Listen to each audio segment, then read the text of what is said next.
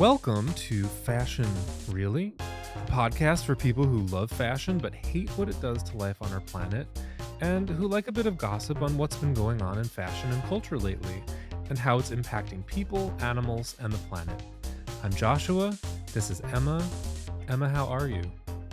I'm great. What are you wearing? This is a suit that I've been wearing to a lot of events. I love it. It's definitely making repeat appearances. It's a cotton seersucker suit that is green and off-white, and I found it at a thrift store. It called to me from across the store. I saw it poking out of the rack, and I said, "Whatever that is, I need to try it on." It was bold, it was beautiful, and I was like, "There's no way this is gonna fit me, though." Like, finding a suit that actually fits you off the rack is hard enough, like, at a trying to just go to, like, a suit store, but at a Yeah. thrift store, the chances are low, but I tried it on, and it kind of fit like a glove, and I said, "This was meant to be," and now I love it, and I wear it all the time. It's a double-breasted seersucker suit, and I'm just wearing a little hemp t-shirt underneath it, and I've got some sneakers on that are made from diverted textile waste. They're vintage Brave Gentleman shoes, and I'll do some yoga here so you can see them. We love the yoga every time. Good shoes. Worth the yoga. What are you wearing? I'm so glad you asked. I am wearing a knit. It's a really nice cotton knit that is blue and white and is actually a dress. It's very long. And then I'm wearing black recycled cotton jeans under it. And I'm wearing some black boots. And it has raw edges that just over the years I've had it have become more raw, which I enjoy. And today I thought that I would sort of attempt to match my eye makeup to my knitwear vibe by having a little bit of blue in it. And as usual, I have my many, many rings because I feel that's kind of Mm. a part of who I am. I love the tattered. I love, like, the raw edges, and I like as things age and they get a little bit, like, worn and tattered, and there's something so nice and personalized about that. This is a pretty special episode, isn't it? It is because it's the last episode of the season, which means we've done 10 episodes. Oh, But 10 it's episodes. but it's also not Our really our baby's last 10. episode, which feels counterintuitive because we just said it was.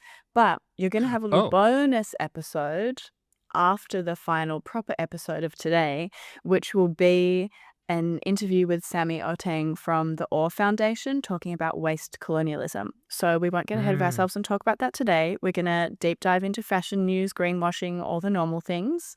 But just know that there's a little bonus waiting for you. What's the most interesting news thing happening this month for you in fashion? One of the things I wanna talk about is Eden, which is a Mhm. German startup. They just secured 18 million euros to build a demo plant for recycling polycotton blends. And this Wow. is one of the most difficult um, types of fiber to recycle because of the blending. And this could be a really big breakthrough in tackling this mixed fiber waste problem in fashion. Mm. Their technology recovers pure cellulose and PET monomers from cotton polyester blends. And what this does is it allows for the production of something like virgin quality lyocell, viscose, and polyester fibers. This is a really resource efficient alternative to conventional fiber. And the EU mandate, which I think it started earlier this year in January, it mandates separating textile waste collection. And this Mm. really helps position a solution that can address that need to scale textile recycling. It's important to know, though, before I tell you other things, for people who don't know, I think it's often assumed, and I assumed it before I learned about this, that you can just recycle clothes full stop and turn them into new clothes. But part of Right. why only like 1% of clothes are actually recycled into new clothes is because unless something is made of a monofiber, as in like 100% cotton or 100% something else, it's really Yeah. hard to recycle. So that is such a huge game changer to be able to deal with all of these blended fibers, which so many clothes are made of now. Yeah, there's a lot of technology that's going into sorting and recycling in order to be able to identify what something's even made out of. Because sometimes things will Mm, arrive at a recycling facility and they won't have a label, or the label will be incorrect. And then it's up to someone to either take a guess or to try to test it. And so we're seeing a lot of technology being invested into high speed fiber identification so that it can be on a mm, it can be like a going down a conveyor belt. factory line, a conveyor belt at high speed, and a camera's capturing and identifying this is 70% cotton and 30% polyester, or Whoa. what have you. Yeah. That's very cool It technology. I love people who have the brains that make those things. It's not me. But Me neither. I do have the brain that can tell you some good news, particularly good for me as an Australian to be sharing this news. This month, both Adidas and Asics have stopped using kangaroo leather. Hooray! That is amazing. So, for years, there have been protests against all of the different sportswear companies trying to get them to stop killing kangaroos for shoes, and Mhm. for football cleats is a big part of it. In 2023, Puma, Nike, and New Balance all committed to eliminating kangaroo skin use. And then in May this year, the month we're talking about, so did Adidas. And it was literally 3 days later that Asics also said by the end of this year they won't be using any kangaroo leather. And that was in part because all of these protests have been led by the Centre for a Humane Economy. And the centre said, now that Adidas is on board, we're going to focus on trying to encourage ASICS to change. And ASICS just immediately went, don't worry, we're going to do it. So that's really cool. And it was exciting. I think it's a celebration in part just because it shows how collective action really does work. Collective Fashion Yeah. Justice helped to organize some of these protests and produce resources and all that kind of thing. But there's been so many organizations and advocates across the world doing this. So the fashion industry and sportswear industry, when enough people say something, you get heard. So that was really exciting. And part of why it's exciting, just for people to know why kangaroo leather in particular is such a crisis, is kangaroos are native here. They've lived here for some 20 million years, much longer than Australia has been called Australia. And the government, which our Australian government is responsible for the worst rate of mammal extinction in the world, they claim that the commercial trade of kangaroos is totally fine, which, given that track record, perhaps we shouldn't listen to them. It's based on limited data that is just basically bad science. We've had other kangaroo species go into extinction. There's risks of localized extinctions with the species that are being traded. And the government specifically says that the skin trade is the backbone of all of this. So the fashion Mm. industry plays a huge role.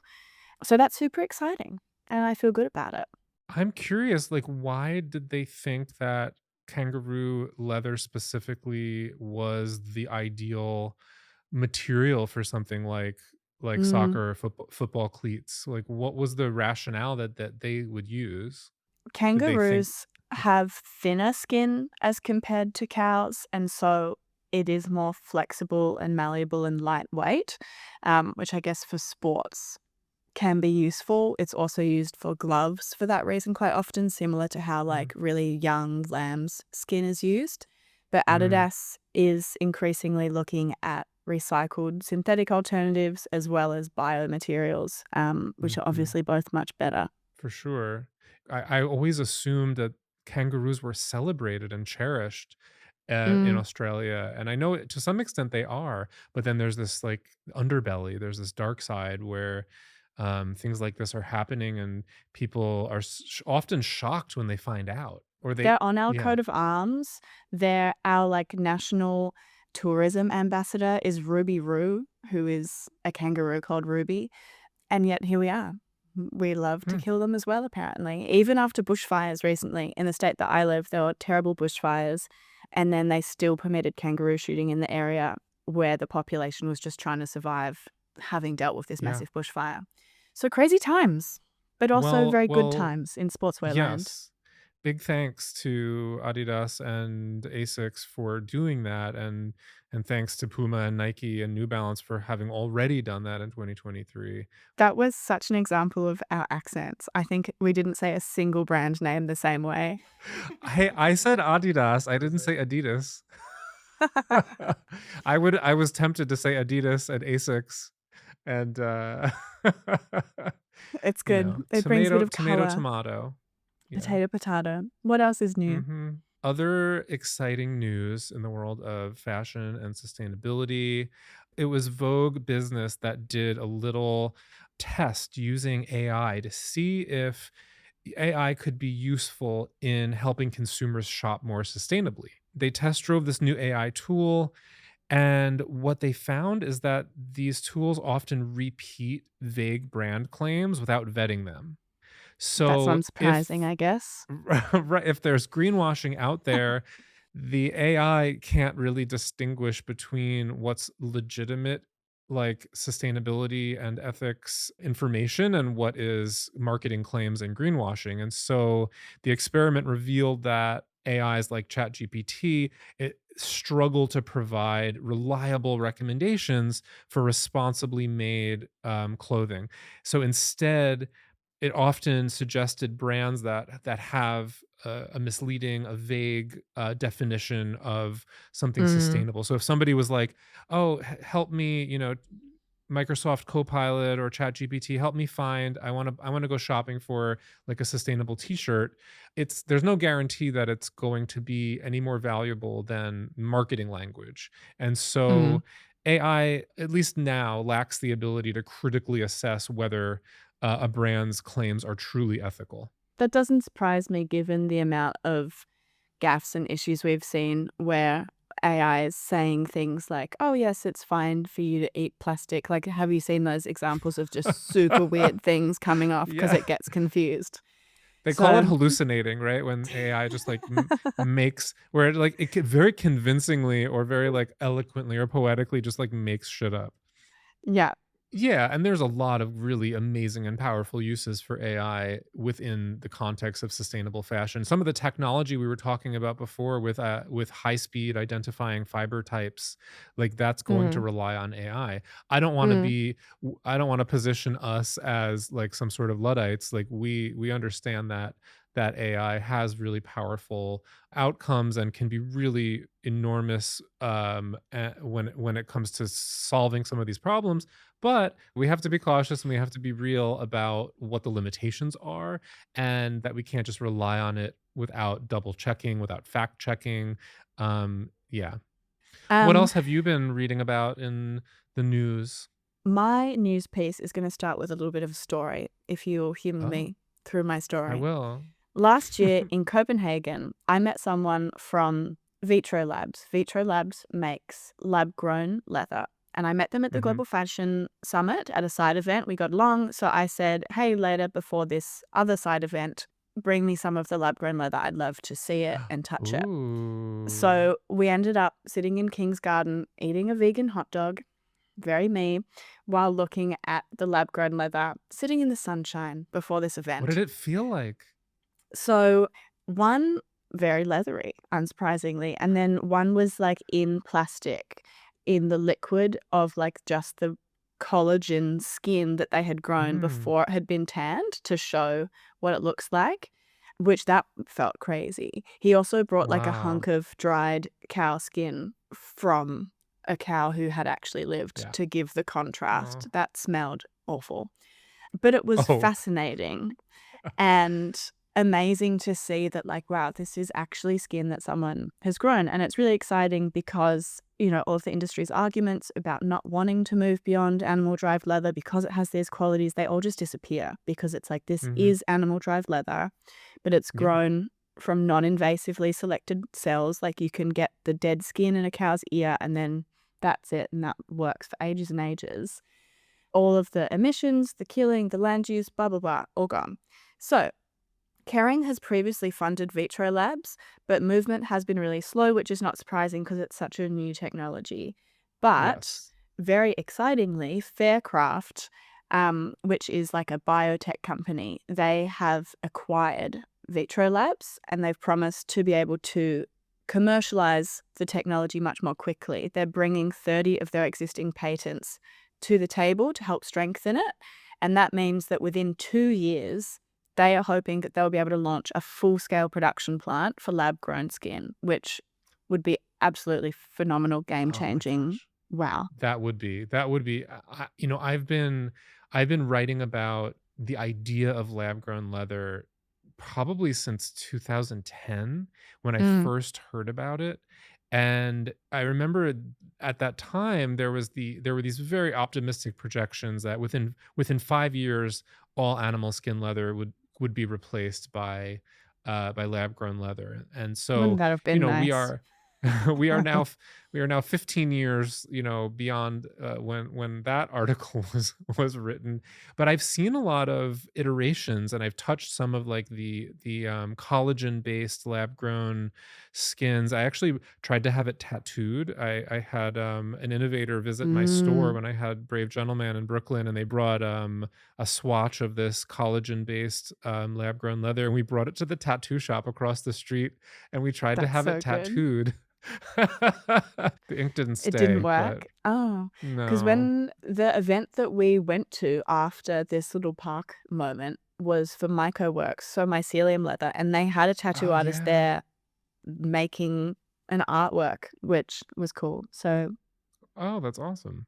I don't know if they changed the needle, but that's my news, which is fun. I'm very excited by Yeah, that. And obviously, yes, like 2 years, we can hope that that's true. But even still, if it's not 2 years, we are absolutely getting closer to this like breakthrough innovation. So that feels very exciting. and speaking of innovators Mm, that are getting support and getting funding and, just to pile on some of the good news, Arta please. Biomaterials. They are, transforming spent grain from beer and spirits production, and they're Hmm. turning it into leather-like materials called new grain.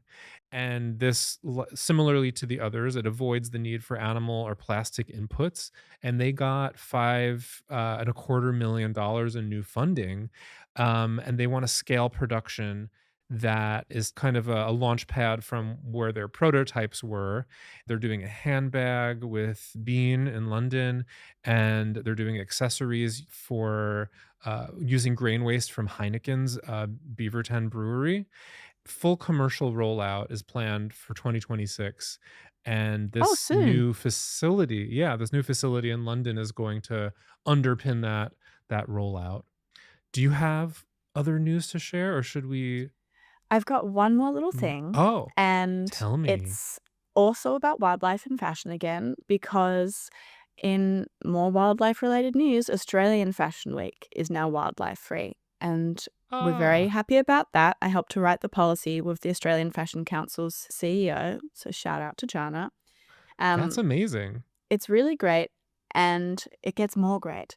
It's, I believe, the first Global Fashion Week event where the policy also specifically says that all of the brands are expected to have their own animal welfare policy and a strategy to implement it, and that they encourage specifically in the policy the use of animal-free, innovative, more sustainable materials. So that's really exciting that they got that in there. And I think it shows also why it's important for these industry events to be run by industry, because Australian Fashion Week used to be owned by IMG, the global company that's attached to some Mhm. other major Fashion Week events, and they stopped funding it. And so the Australian Fashion Council took it over, and immediately it's better catering to the needs of the national fashion industry. It's keeping up with the sustainability requirements better. So that's really exciting. Yeah. And also, Amsterdam Fashion Week took up Copenhagen's minimum standards. So it's also wildlife free. Oh my gosh. This It's is all a good happening. news episode. I know, I What feel a like way normally we're so doom and gloom. So maybe for the end of the season, we what a incidentally, without meaning way. to, made it happy. Yeah, this is a good way to end the season. There's a lot of good stuff happening, and it's giving me hope. It's silver linings. It's the sun poking through the clouds. We're not denying the clouds are there. Because they're there. But they're there. But, look, there are solutions that can tackle big problems, and with the right kind of support and alignment with the right stakeholders involved, like, this stuff can happen, and we're seeing some of it happen. Should we talk about what we've been reading? Yeah, I would love to talk about what you've been reading. So, What this might actually ruin the good news streak a little bit, but Oh, no. sorry about that.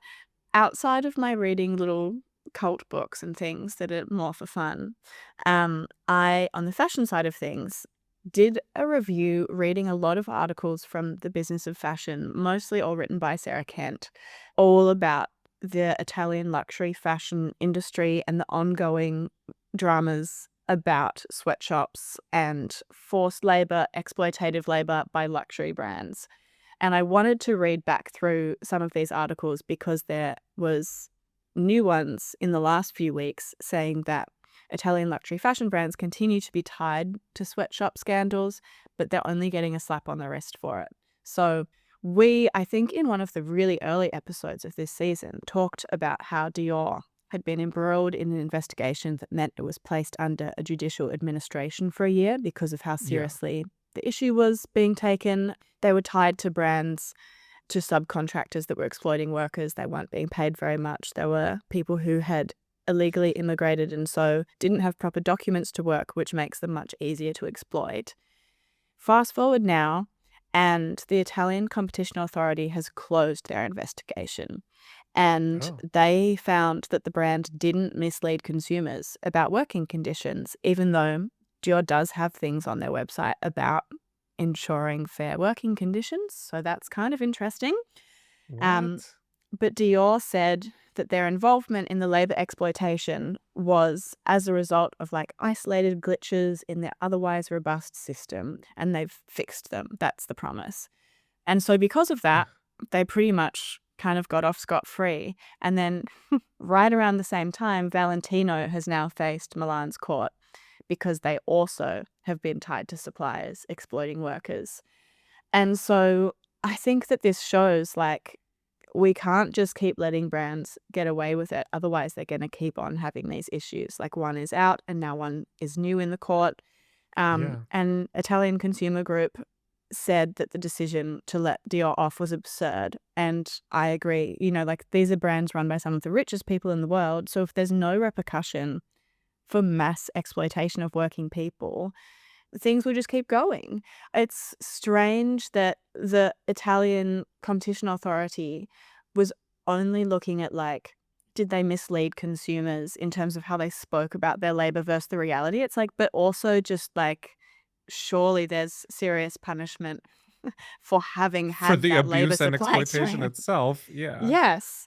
And it's another example of how it's like, oh, it's a subcontractor, it's not technically their business, and there's all these ways that fashion brands just keep getting away with it. So, what's going What a on? weird yeah, like, the actual abuse and exploitation isn't punishable, but lying is.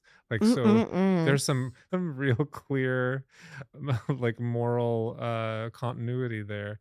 Yeah, That's very yeah, that's strange. You would think that if an individual treated another individual the way that a company is treating a set of workers, that would result in criminal charges, but totally. because it's a corporation treating a group of workers, somehow it doesn't fit neatly into whatever definition would result in lawsuits, criminal charges. That's really upsetting, and I think that ties back into just how troubling it is that corporations don't fall under the same kinds of restrictions that individuals do. They can operate with impunity when it comes to things like this. And it's such a shame.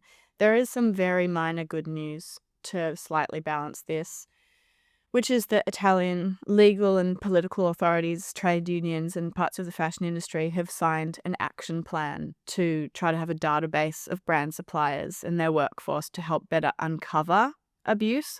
But it's non binding and it's just about transparency, which is obviously important but doesn't actually fix it. So, in terms of the Mhm. scale of the issue versus the scale of the attempt at fixing it, we're not there. Work to do. What about you? What are you reading? I was thinking a lot about AI, as I think a lot of us are thinking right now. And it made me remember this viral essay that went around and circulated in 2023. And then there was sort of this encore version of that essay in 2024. Mm. And it's Alex Mural's The Age of Average. Do you remember this? This was an essay that, like, kind of caught fire in its popularity in the creative industries. It isn't directly about fashion, but I definitely think it's very relevant to fashion. And it mentions fashion here and there, but it doesn't really dive in deep. But I think you and I can probably take a stab at how it applies. It's an essay. Originally, it looked at how everything from architecture to branding, it's starting to look the same, making these sort of aesthetic drawing connections between these aesthetic patterns that we're seeing globally, that thanks to algorithms optimization, we're approaching this global sameness in Mm. aesthetics. And there's this whole section on homogenization of creativity.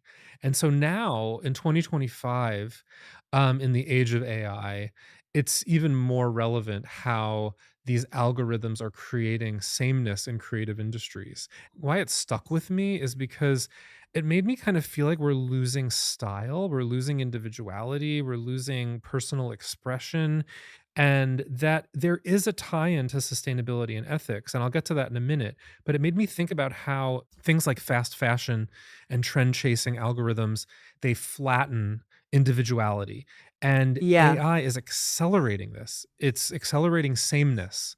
AI is increasingly used to generate fashion concepts, to generate product names, content, branding, and these, because these are all trained on the same data sets, we're ending up with results that all kind of mirror each other. So when this conversation and this essay was written in 2023, I think fast forward 2 years, so much has happened in just 2 years with AI. And I think that it's just kind of accelerated this problem. Some of the quotes from the essay are that stuck with me. From film to fashion and architecture to advertising, creative fields have become dominated and defined by convention and cliche. Mm. Distinctiveness has died. In every field we look at, we find that everything looks the same. Another one is perhaps it's our obsession with quantification and optimization, or maybe it's the inevitable result of inspiration becoming globalized. I really like So, that one. yeah, in fashion specifically, I think this idea of micro trends, of fast fashion design replication, of influencer aesthetics, these all converge into aesthetic sameness. It's Mm. like this churning out, this reflection of overproduction, and overproduction's reliance on sameness in order to be overproduction. So I think there's an argument in there against overconsumption, overproduction, because with personal style, with an idea of individual expression, it's a counter to all of this.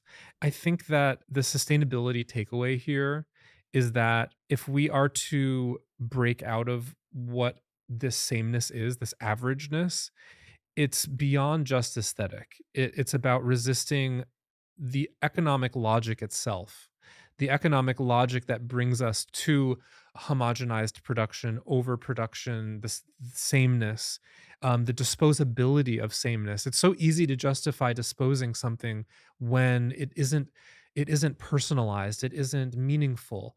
And I think we are so often trying to figure out how to battle overproduction and disposability, that this is one way of looking at it, through a lens of approaching this horizon where everything is just completely homogenous, and we have Mm. to resist it. We have to resist that. And I think the, like, over optimization part that you're talking about as well is a huge thing because obviously brands need to be able to sell clothes, but when it becomes so like, let's use AI to test and have what we think people will like instead of like going to the sea and looking at the sea and being inspired by the Right. sea and having the design come from like lived experience and that kind of thing.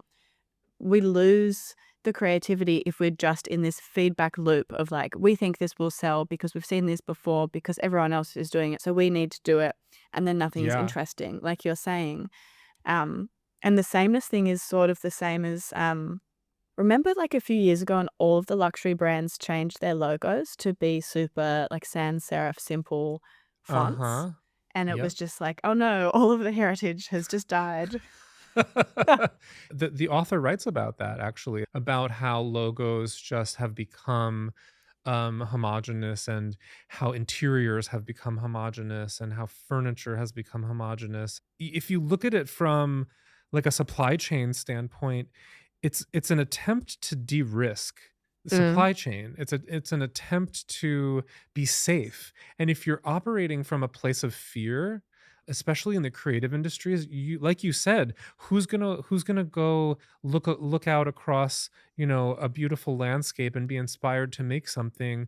That risk taking, that creative risk taking gets eliminated when you are reliant upon something like AI to tell you what is sure to sell, what is based on that downward spiral that you so clearly described, this spiral into repetition, and it becomes a self-feeding thing where all content is now based on content that's already been vetted by like other yeah. content, and then it's just We've self-referential lost the into soul of ad fashion at that nauseum. point.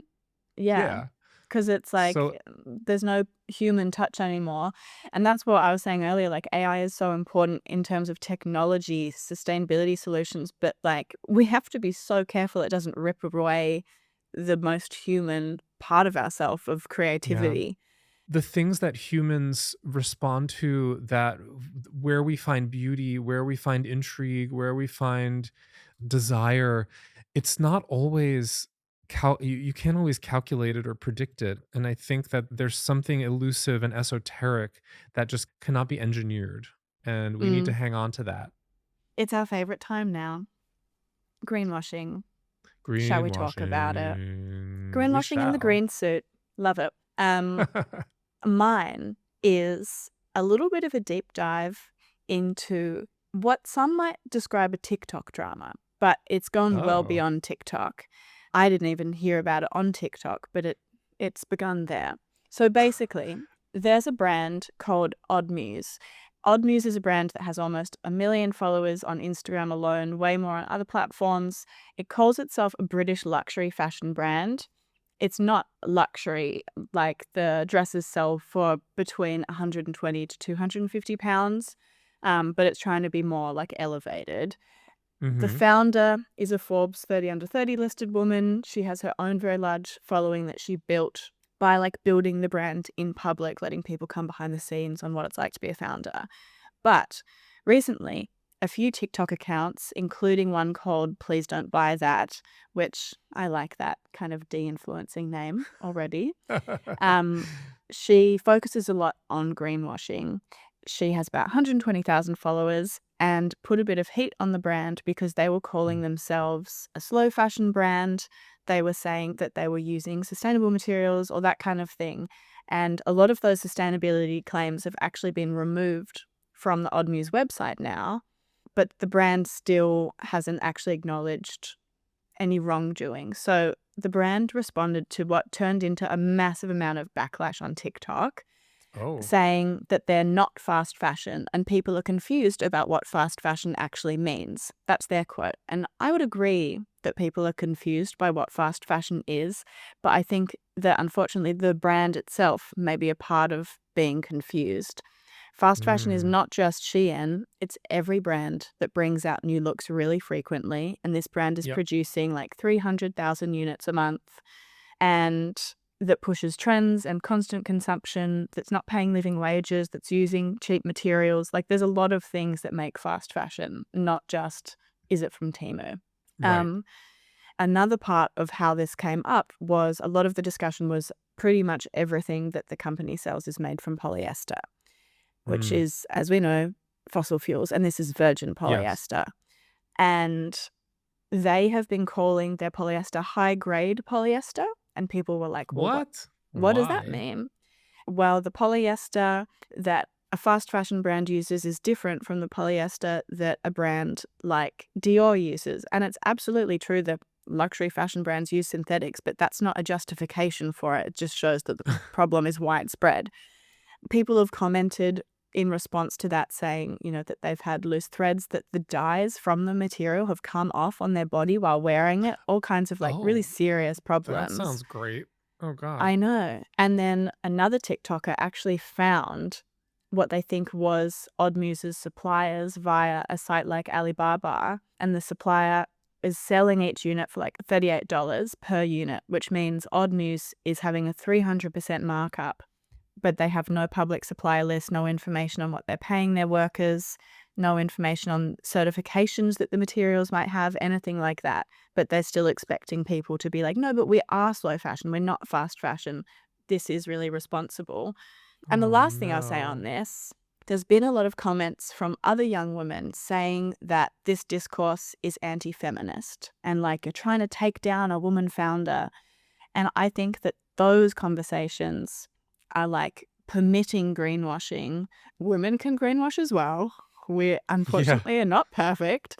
And also, like, the women that need to be centered in this kind of conversation are the women that are exploited, most likely, in this Mhm. fashion supply chain. Feminism can't be a shield that CEOs can just No. use. No. I think it's fair to point out if there's a double standard that, Oh, men need to be um criticized way more, right. for sure. If there's a if there's a double standard where, a dude is getting away with it while, why is only this person being criticized? That doesn't erase what the actual what's being criticized, but it points out a double standard, and I think that's valid, but it doesn't mean that we shouldn't still confront the problem, Yeah. right? Yeah, and I think it's true that men do get kind of less heavily scrutinized, maybe because women in general seem more interested in sustainability and fashion, and so they Mm. hold other women to a higher standard, which is a shame. But I think it goes to show how much people have misunderstood fast fashion overall, that we're at a point Yeah. where even the brand doesn't actually realize that they're fast fashion. And I do think that this woman was being genuine, that she genuinely believes they're not fast fashion, which is unfortunately greenwashing, even if it's not intentional, because it is. Yeah. I remember when I first learned about the term fast fashion and it was compared they used the analogy of fast food. It's unhealthy, it's junk, it's cheap, it's reliant upon, an underpaid and often exploited workforce. It is a supply chain that is, questionable and often there's no transparency. And so fast fashion and fast food are these parallels. And I think that what's happened is the meaning behind fast fashion is getting lost and people are just associating it with velocity or speed and not all those other attributes that would make it. Maybe we need to call it junk fashion, like junk food, or Mm. maybe we need to re-up the terminology around it so that it continues to carry the same kind of emphasis that something like fast food carries. And that even there's a fastness in how it degrades and falls apart because it's not made properly, it's not made Right. carefully. Like, there's that element of fast and junk. I like that. What's Mm. your greenwash bin? Well, my greenwash of the month is a lovely piece of fiction. Actually not supposed to be fiction, but it reads that way, that's for sure. I read Leather UK's How to Buy Leather Well guide. Ah, And this was this was a guide that was sent to me by a colleague, and they were like, "You have to read this because you'll hate it. um, yeah, you're gonna love how much you hate this." So this was something. Leather UK comes out of Leather Naturally, which is, as we've discussed on the podcast, a lobbying group and a trade group that is advocating for the leather industry. So this guide, it's set up as a reaction. Like the first sentence is set up as a reaction to vegan leather. and it's all colorful. It's like pastel pinks and purples, and it's graphic design wise, it's very trendy and cute looking.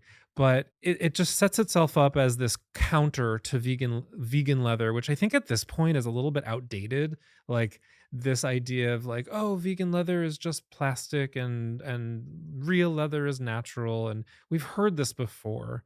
So while some synthetic vegan leather alternatives are problematic, as we've discussed, this is Mm, just a classic like straw man argument that the leather industry likes to pull out, where not all vegan leathers are created equal.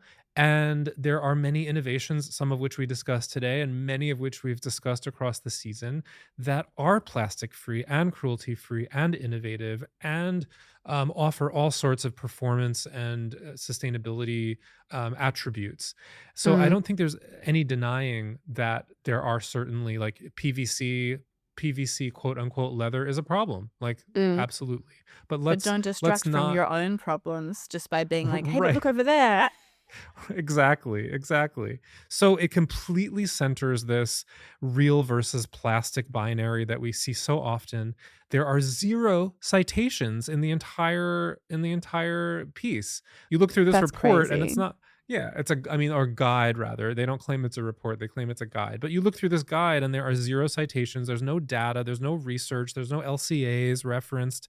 They reference one consumer survey that they conducted to see if people knew that leather is a food industry byproduct. So they Oh, kind of fed the line that they wanted people to have.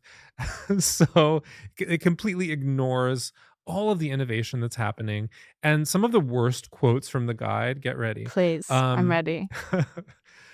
it's more important than ever that as consumers, we buy quality items that provide many years of wear and don't impact the planet.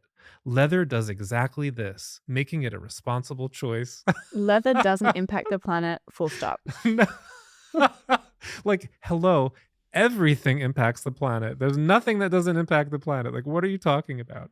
Yeah, it's What a so crazy claim. disingenuous. So, and it's more important than ever as consumers, like as if that's an empowering term. The reality is, as you and I know, leather production has an outsized planetary impact, from methane emissions to water pollution to deforestation. And we have seen many different LCAs and all of these different studies that have shown leather among the most resource and carbon intensive materials. Yep. So this claim is it's just ridiculous. And just because something is durable, it doesn't mean it's sustainable. Like Plastic is durable. durability can be a component of sustainability, but just because something is durable doesn't mean it's sustainable. Like there's so many like claims here that they're just twisting and manipulating. They also, one of the other quotes is that leather is a natural product that is long lasting, durable, and comfortable. And when it does eventually come to the end of its life, it biodegrades. Mm. Full stop. So I know how you would respond to this, but most commercial leather, as we know, is chrome tanned, not biodegradable. Chrome tanning involves toxic like heavy metals, and it's classified as a hazardous waste both in the European Union, the United States, and there was a report in 2023 that found tanneries as major pollutants, especially in the global south. So we know that Unsurprising. that's just, another quote from the guide is leather should have that unmistakable leather scent. If it doesn't, it may well be fake. I found out that, like, when everyone's like, "You car smell leather," it's like, "No, you're smelling chromium." You're smelling the chemicals. It is a synthetic tanning agent that you're smelling, not leather's purity or sustainability. No, it's like a It's cow so doesn't smell like that. Think about it. no, no. It's like fresh car smell. Like that's not an organic like that's so they even go they do this thing where they if they claim that there's misinformation, then they must not be guilty of it. So they say misinformation is rife. We know this because we recently carried out a poll that found that only 24% of UK consumers knew that the hides or skins used to make leather are a byproduct of the food industry. This is Co-product? So this But is what I was also saying so funny, before. like, misinformation is rife. We're participating in it right now. Case in point, misinformation is rife, and here is one example. Um, yeah, we know that consumer polling is not evidence. Yeah, Consumer polling is not an LCA. It's not. It's not a study. It's not a. It's not a journal. Like, and it's not a peer-reviewed peer research. And like as I mentioned, as in this guide where they cite no data except for this, no environmental impact data, then they accuse others of spreading misinformation. It's just wild. It's not a byproduct of the food industry. It's a co-product. In some cases, it's the primary product when animals are killed just for their skins. which calf And skin for the leather industry is a huge part of that for the luxury market. right, which takes us to the final quote. You can buy real leather in confidence, knowing that no animal has been killed specifically for its skin. I think the thing that most irritates me about all of this is just, like, even if even if an animal has primarily been killed for the meat industry, which is true in a lot of instances, Sure. why are we just allowing the fashion industry to ignore the fact that it's like a slaughterhouse is a part of your supply chain? Right. Slaughterhouse workers are a Exactly. part of your supply chain. An animal is killed and their skin is pulled off their carcass and tanned specifically so that you can make profit off of it. Like, you are No, then they're in just part responsible for what happens in that supply chain, and anything else is fantasy land. Emma, what you're not understanding is that the leather industry is it's a waste diverting charity. Oh, yeah. They're doing their part to recycle something that would otherwise go to waste, and they're just doing it for the good of the It's a world and the good. not-for-profit. Yeah, It's a true. they're not they're not profiting from this. Come on. Leather is not a waste product. It's a profit-driven co-product of the livestock industry. It's a leading cause of deforestation in the Amazon. It is there's so many problems with it, and scope 3 reporting is going to require that this be part of the Can't story wait. of leather. You can't ignore, as you said, that this process is part of their supply chain. And most troubling at the end of the report, Oh, it gets sorry, worse. I keep giving it the credit of a report. It's not a report. Most troubling at the end of the guide, it says, we hope to follow in the footsteps of countries like Italy and Portugal, where it is illegal to label anything as leather that is not the original animal product. This isn't about protecting consumers. It's not about what it's really doing is this guide has set out to block innovation, Yeah, to manipulate and confuse people around what alternatives to leather are or can be, and they want to ban the term leather from being applied to high integrity biomaterials, like many of the innovators that we've discussed. And this is just gatekeeping. It's just gatekeeping terminology. It's the same thing where we've seen like the dairy industry like try to stop soy milk from being called soy milk. They want to call it like like coconut milk soy hasn't juice. existed for Right. ages, peanut butter.